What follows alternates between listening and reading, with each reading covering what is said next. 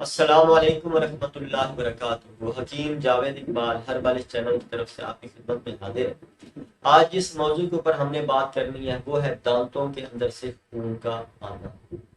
تو انشاءاللہ اس کی مکمل وضاحت، اس کی تعریف میں آپ کے سامنے اور ایک اچھا سا نسخہ بھی میں آپ کے سامنے گوش گزار کروں گا، کیونکہ کئی لوگ مجھے فون بھی کرتے ہیں کہ جی آپ ہمیں اس حوالے سے کوئی نسخہ میں بتائیں یا ایسی کوئی چیز بتائیں جن کو ہم لگاتار استعمال کریں تاکہ ہمارے یہ منہ سے خون آنا بند ہو جائے۔ تو سب سے پہلے درود پاک نبی مہربان حضرت محمد مصطفیٰ صلی اللہ علیہ وآلہ وسلم پہ میں بھی پڑھتا ہوں، آپ بھی پڑھیں۔ اللہم صلی علی محمد عبدک و رسولک وصلی علی جمیع المؤمنین والمؤمنات والمسلمین والمسلمات۔ جیسا کہ اس کا موضوع میں نے آپ کے سامنے گوش گزار کیا ہے کہ دانتوں سے خون کا آنا۔ جب بھی آدمی برش کرنے لگتا ہے یا کوئی سخت چیز کھاتا ہے تو دانتوں کے اندر سے خون آنا شروع ہو جاتا ہے۔ بعض دفعہ تو جب یہ مرض شدت اختیار کر جاتا ہے تو جب آدمی کھانا کھاتا ہے تو وہ جب دانتوں کے اوپر دباؤ پڑتا ہے تو مسوڑوں سے خون وہ اس فیضان میں شامل ہو کے اس آدمی کے معدے میں بھی جاری ہوتی ہے۔ تو اس لیے اس کو فوری طور پہ اس کا حل نکالنا چاہیے، اس تکلیف کو دور کرنا چاہیے، کیونکہ یہ خون آنا ابتدائی علامت ہوتی ہے۔ اس کے بعد دانتوں کے اندر بعض دفعہ یہ پائوریا یا اور اس قسم کے کئی ایسے مسائل پیدا ہونا شروع ہو جاتے ہیں۔ تو اس کا بنیادی اسباب بھی کئی ہوتے ہیں جس وجہ سے یہ مرض پیدا ہوتا ہے، یعنی بعض دفعہ یہ مسوڑے جب کمزور ہو جاتے ہیں تو اس کی وجہ سے یہ بلڈ آنا شروع ہو جاتا ہے، یا بعض دفعہ کوئی ایسی دانتوں کے اندر مرض پیدا ہو جاتی ہے جس کی وجہ سے بلڈ آنا شروع ہو جاتا ہے۔ تو اس میں جو میں آپ کو جو نسخہ آج آپ کے سامنے گوش گزار کرنے لگا ہوں وہ بڑا ہی بہترین ایک نسخہ ہے۔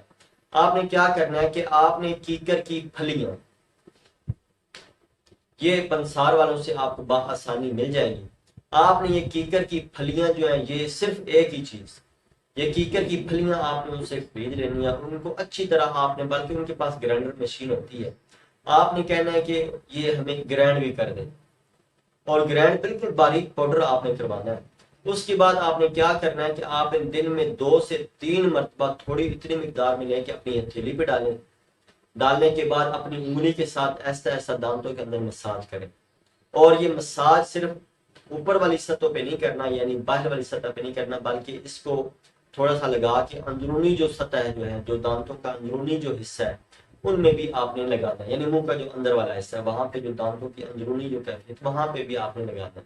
اور یہ کم از کم زیادہ تیز رگڑنا نہیں ہے، آپ نے بس آرام سے اس کو ایسا ایسا لگا کے اور اس طرح اندر کی طرف داڑھوں کے اوپر لگا کے آپ نے اس کو منہ نیچے کر کے بیٹھ جانا ہے۔